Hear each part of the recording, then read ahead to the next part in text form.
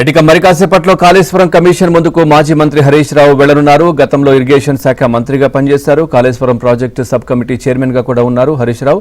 దీంతో మేడిగడ్డ వ్యవహారంపై హరీష్ రావును జస్టిస్ పీసీ ఘోష్ కమిషన్ ప్రశ్నించనుంది. ఓవరాల్గా ఈ అంశానికి సంబంధించి మరింత సమాచారాన్ని మా తెలంగాణ బ్యూరో ఇన్ఛార్జ్ నవీన్ అందిస్తారు. నవీన్, సో పవన్, మొత్తం మీద ఇప్పటి వరకు అంటే దాదాపుగా ఒక 15 నెలలుగా ఈ కాళేశ్వరం ప్రాజెక్టుకు సంబంధించి అంటే కాళేశ్వరం ప్రాజెక్టులో అవినీతి జరిగింది, ఆర్థిక అవకతవకలు జరిగాయి, నాణ్యతా ప్రమాణాలు లేకుండానే కాళేశ్వరం ప్రాజెక్టు నిర్మించారు. సో కాళేశ్వరం ప్రాజెక్టు కోసం విడుదల చేసినటువంటి నిధులు సరిగా వాటిని వాడలేదు, అవి ఇతరత్ర వాటి కోసం వాడారు అనేటువంటి అనేక అభియోగాల నేపథ్యంలో సో కాంగ్రెస్ ప్రభుత్వం అధికారంలోకి రాగానే జస్టిస్ పీసీ ఘోష్ కమిషన్ ఏర్పాటు చేసి నియమించింది. సో దాదాపుగా 15 నెలలుగా ఈ కమిషన్ విచారణ జరుపుతోంది. సో ఈ విచారణలో అప్పుడు అంటే గత ప్రభుత్వంలో పనిచేసినటువంటి రిటైర్డ్ చీఫ్ సెక్రటరీస్తో పాటుగా అప్పుడు పనిచేసినటువంటి ఆర్థిక శాఖ ముఖ్య కార్యదర్శులు, అలానే ఇరిగేషన్ ప్రాజెక్టుకు సంబంధించినటువంటి ఇంజనీర్లను, ఈఎన్సీలను అందరినీ దాదాపుగా ఒక 110 మంది, దాదాపుగా ఇప్పటి వరకు 113 మందిని విచారణకు పిలిచింది. 113 మంది దగ్గర కూడా వాంగ్మూలం తీసుకుంది. సో దాంట్లో మనం చూసాం, మొన్న 5వ తారీఖు గత ప్రభుత్వంలో ఆర్థిక శాఖ మంత్రిగా పనిచేసినటువంటి ఈటెల రాజేందర్ కాళేశ్వరం విచారణకు హాజరై తన వద్ద ఉన్నటువంటి వివరాలను ఇచ్చారు. కమిషన్ అడిగినటువంటి ప్రశ్నలకు ఆయన సమాధానం చెప్పారు. సో ఆ తర్వాత ఇవాళ 114వ వ్యక్తిగా కమిషన్ ముందర మాజీ మంత్రి, గతంలో ఇరిగేషన్ శాఖ మంత్రిగా పనిచేసినటువంటి హరీష్ రావు, ఆర్థిక శాఖ మంత్రిగా కూడా ఆయన పనిచేశారు. ఆయన ఇవాళ కమిషన్ ముందర హాజరు కాబోతున్నారు. సో కాళేశ్వరం కమిషన్ కి సంబంధించి ఇప్పటికే గత ప్రభుత్వం దాదాపుగా 1,00,000 కోట్లకు పైగా అవినీతికి పాల్పడిందనేటువంటి ఆరోపణల నేపథ్యంలో కాళేశ్వరం కమిషన్ అసలు ఏం తేల్చబోతుంది? ఒకవైపు గత ప్రభుత్వంలో మంత్రిగా పనిచేసేటువంటి హరీష్ రావు కావచ్చు, లేదా ముఖ్యమంత్రి కావచ్చు, మరోవైపు కేటీఆర్ చెప్తున్నారు ఇది పీసీ ఘోష్ కమిషన్ కాదు, ఇది కాళేశ్వరం కమిషన్ కాదు, ఇది పూర్తిగా కాంగ్రెస్ కమిషన్ అని చెప్పేసి వాళ్ళు విమర్శలు చేస్తున్నారు. అంటే పూర్తిగా రాజకీయ కక్ష పేరిత కమిషన్ గానే దీన్ని చూస్తున్నారు. సో మరి ఇప్పటికే కాళేశ్వరం ప్రాజెక్టు మీద ఈ అనేక పవర్ పాయింట్ ప్రజెంటేషన్లు ఇచ్చారు. సో కాళేశ్వరం ప్రాజెక్ట్ అనేటువంటిది ఎందుకు కట్టాల్సి వచ్చింది, ఎందుకు దాదాపుగా 96,000 కోట్ల రూపాయలు కాళేశ్వరం ప్రాజెక్టుకి ఎందుకు ఖర్చయింది, కాళేశ్వరం ప్రాజెక్టు వల్ల వచ్చేటువంటి లాభం ఏంటి, సో కాళేశ్వరం ప్రాజెక్టులో జరిగినటువంటి పూర్తి సీక్వెన్స్ అంతా కూడా హరీష్ రావు ఇప్పటికీ అనేక సార్లు పవర్ పాయింట్ ప్రజెంటేషన్ చేశారు. గతంలో ముఖ్యమంత్రిగా పనిచేసినటువంటి కేసీఆర్ కూడా అసెంబ్లీ సాక్షిగా ఎన్నో పవర్ పాయింట్ ప్రజెంటేషన్లు ఇచ్చారు. సో మరోవైపు ఇప్పటికే రిటైర్డ్ ఇంజనీర్లు, ప్రభుత్వ అధికారులు, ఈటెల రాజేందర్, సో వీళ్ళంతా కూడా కమిషన్ ముందర హాజరై తమ వాంగ్మూలాన్ని ఇప్పటికే కమిషన్కి ఇచ్చారు. సో ఇవాళ కమిషన్ అసలు ఏం అడగబోతుంది హరీష్ రావుని, అసలు హరీష్ రావు ఏం సమాధానం చెప్పబోతున్నారు? సో 11వ తారీఖు కేసీఆర్ కమిషన్ ముందర హాజరు అవ్వబోతున్నారు కాబట్టి సో ఆయన ఏం చెప్పబోతున్నారు? సో కమిషన్ విచారణ ఇంతటితో ఇక ముగుస్తుందా? కమిషన్ ఎట్లాంటి రిపోర్ట్ ఇస్తుంది? ప్రభుత్వం ఏం చర్యలు తీసుకోబోతుంది అనేటువంటిది ఒకంత ఉత్కంఠగా అయితే కొనసాగుతున్నటువంటి పరిస్థితి కనిపిస్తుంది. సో మొత్తం మీద ఈ కాళేశ్వరం ప్రాజెక్టు విషయంలో అసలు ప్రభుత్వం అనుమతి ఉందా, కేబినెట్ అనుమతి ఉందా, దీనికి కేసీఆర్ పూర్తిగా బాధ్యత వహిస్తారు? ఎందుకంటే కేసీఆర్ కూడా గతంలో చాలాసార్లు చెప్పారు కాళేశ్వరం ప్రాజెక్ట్ అనేటువంటిది తన డ్రీమ్ చైల్డ్ ప్రాజెక్ట్, ఇది తెలంగాణకు ఒక సాగునీటిని అందించేటువంటి ఒక వరప్రదాయనని చెప్పారు. సో దీనికి కర్త కర్మ క్రియ అంత తానేనని చెప్పారు. తన మెదడును కరిగించి ఈ కాళేశ్వరం ప్రాజెక్టును తాను ఏర్పాటు చేసి నిర్మించానని చెప్పని కేసీఆర్ చెప్పారు. కనుక ఈ ప్రాజెక్టు మొత్తానికి కేసీఆరే అన్ని తానైనప్పుడు ఈ కాళేశ్వరంలో అవినీతి జరిగినా లేదా నాణ్యత లోపాలు జరిగినా ఇంక ఇతరత్ర ఏదో జరిగినా కానీ దానికి కేసీఆరే బాధ్యత వహిస్తారు.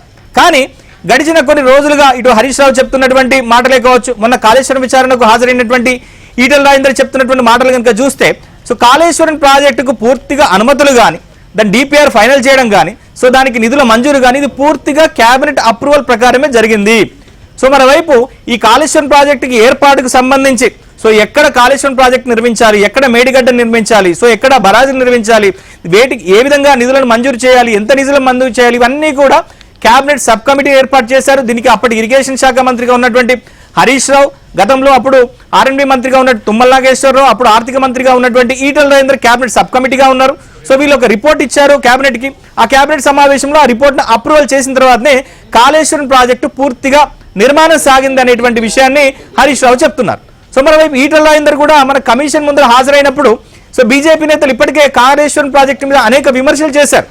గత ఎన్నికల్లో కాళేశ్వరం ప్రాజెక్టు కేసీఆర్కి ఏటీఎంగా మారిందనేటువంటి విమర్శలు కూడా ప్రధానమంత్రి నరేంద్ర మోదీ కూడా చేశారు. సో మరి ఆ నేపథ్యంలో ఈటెల రాజేందర్ ఏ విధంగా ఎట్లా కాళేశ్వరం కమిషన్ ముందర ఏం వివరాలు చెప్తారు, ఏదైనా సంచలన వ్యాఖ్యలు సంచలన వివరాలను ఏమైనా చెప్తారా అనేటువంటిది కూడా అందరూ ఉత్కంఠగా ఎదురు చూశారు. కానీ ఈటల రాజేందర్ గత ప్రభుత్వంలో జరిగినటువంటి ప్రొసీజర్ని, అంటే క్యాబినెట్ అనుమతుల మేరకే పర్మిషన్లు వచ్చాయి, క్యాబినెట్ సబ్ కమిటీ సూచించిన విధంగానే మేడిగడ్డ దగ్గర ప్రాజెక్టు కట్టారనేటువంటి విషయాలు ఆయన చెప్పారు. సో ఆ తర్వాత తుమ్మల నాగేశ్వరరావు కూడా రియాక్ట్ అయ్యారు. సో ఈటల రాజేందర్ చెప్పిందంత అవాస్తవం. సో క్యాబినెట్ సబ్ కమిటీలో నేను ఉన్నమాట వాస్తవం అయినప్పటికీ కూడా అది మేడిగడ్డను ఎక్కడ కట్టాలనేటువంటి అంశం మీద సబ్ కమిటీ వేసింది కాదు. ఈ సబ్ కమిటీ కేవలం మేడిగడ్డకు సంబంధించినటువంటి సూచించిన తర్వాత, సో మేడిగడ్డ తర్వాత కొన్ని ప్రాజెక్ట్స్ ఉంటాయి, ఏదైతే దేవాదులు కావచ్చు, కాంతరపల్లి కావచ్చు, తుపాకుల గూడెమే కావచ్చు, వీటి నిర్మాణాలకు సంబంధించి ఏర్పాటు చేసేటువంటి సబ్ కమిటీ తప్ప కాళేశ్వరం ప్రాజెక్టు కోసం ఏర్పాటు చేసేటువంటి కమిటీ కాదు. ఇది పూర్తిగా ఈటల రాజేందర్ అబద్ధాలు చెప్తున్నారు అనేటువంటి అంశాన్ని తుమ్మల నాగేశ్వరరావు చెప్పారు.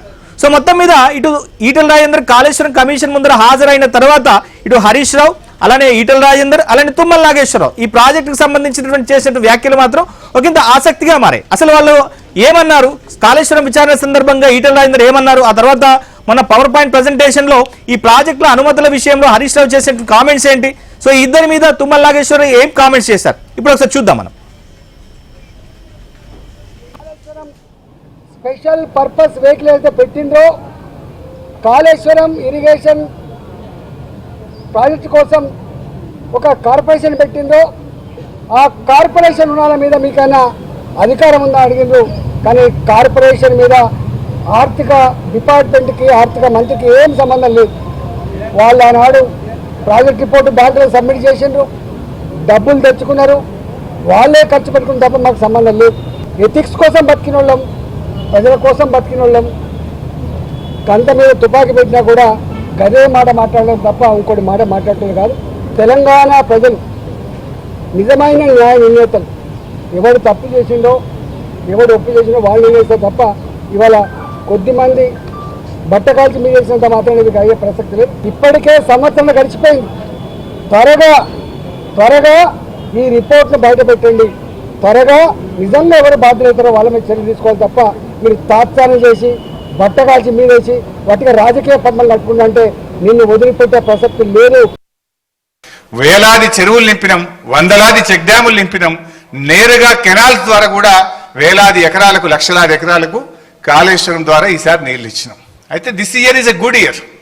వర్షాలు బాగుపడడం వల్ల మనము మిడ్మానేర్ ఎల్లంపల్లి నుంచి మాత్రమే కాళేశ్వరం సిస్టమ్ నడుపుకున్నాము, దాని ద్వారా పంట పండింది. సో ఇప్పటిదాకా జరిగిన ప్రచారం ఏదైతే ఉందో వీళ్ళు రేవంత్ గాని ఉత్తమ్ గారు చేసేది పూర్తిగా కాళేశ్వరం లేకుండా పంట పండింది అనేటువంటిది పూర్తిగా సత్యదూరమైనటువంటిది. So Kaleshwaram has 3 sources. మంచి వర్షాలు పడితే ఎస్ఆర్ఎస్పి మిడ్మానేర్ నుంచి సిస్టమ్ నడుపుతాం, యావరేజ్ రెయిన్ఫాల్ ఉంటే ఎల్లంపల్లి మిడ్మానేర్ సిస్టమ్ నడుపుతాం, బ్యాడ్ ఇయర్ అయితే వర్స్ట్ ఇయర్ అయితే కూడా మనము మేడిగడ్డ నుంచి నీళ్లు తీసుకోవడానికి దేర్ ఆర్ 3 సిస్టమ్స్. సబ్ కమిటీకి కాళేశ్వరానికి సంబంధం లేదు, కాళేశ్వరం కేబినెట్ కి రాలేదు. ఈ 2 అంశాలు రాజేందర్ గారు తప్పు చెప్పారు కాబట్టి అది వాస్తవం కాదు, ఆ పెద్ద ఆయనకి తగదు. ఎన్ని అసత్యాలు చెప్పాల్సినటువంటి అవసరం, ఇంత అవాస్తవాలు చెప్పాల్సినటువంటి అవసరం ఎంపీ గారికి ఎందుకు వచ్చిందో పునఃపరిశీలించుకోవాల్సినటువంటి అవసరం ఉంది. నాకు అబద్ధం ఆడాల్సిన అవసరం లేదు. నాకు ఆ 4 ప్రాజెక్టుల యొక్క స్థితిగతులను మనం త్వరగా పూర్తి చేసుకోవాలి అని అంటే ఆ ఇంజనీరింగ్ వర్క్స్ ఏ రకంగా ముందుకు తీసుకెళ్లాలో మీ సలహాలు సంప్రదింపులు డిపార్ట్మెంట్ని పరిశీలించి ఇవ్వమన్నారు, ఇచ్చాం. ఇచ్చిన రిపోర్ట్ కూడా నా దగ్గర ఉంది. ఆయన గారు ఇంకా అసత్యాలు మాట్లాడటానికి ప్రయత్నం చేస్తే ఇంకా అబద్ధాలు హరీష్ అవుతాడు.